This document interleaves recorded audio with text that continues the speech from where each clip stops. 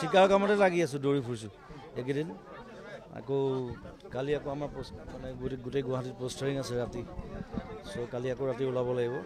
আজি মই খালি বঙাইগাঁও যাম ইয়াৰ পৰা কামত, তাৰপৰা আকৌ গুৱাহাটী যাম। হল নাইতো শুনিছোঁ মই কথাটো, এটা হল লাগে আছিলোঁ নলবাৰীৰ নিচিনা এখন টাউনত, আৰু ৰঙিয়াত আছে, ৰঙিয়াত সৰু জেগা তাতে আছে, গতিকে ইয়াত এটা নহয় দুটামান হল হ'ব লাগে আচলতে।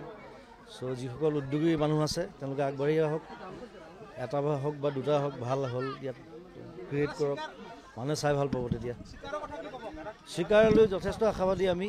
এখন ডাঙৰ চিনেমা, প্ৰথম অসমীয়া চিনেমা বাহিৰত শ্বুটিং কৰা লণ্ডন, আৰু এইকেইদিন আমি প্ৰায় 10-12 দিন চিকাৰ কামতে দৌৰি ফুৰিছোঁ বিভিন্ন জেগাত। চ' সকলোৱে আহিব, সকলোকে আহ্বান জনাইছোঁ চিকাৰ চাবৰ কাৰণে। নলবাৰীত নোৱাৰিলেও বেলেগত ৰঙিয়াত হওক, য'তেই নহওক, আৰু চিকাৰ ভাল হ'ব বুলি আশা কৰিছোঁ, মানে ভাল পাব।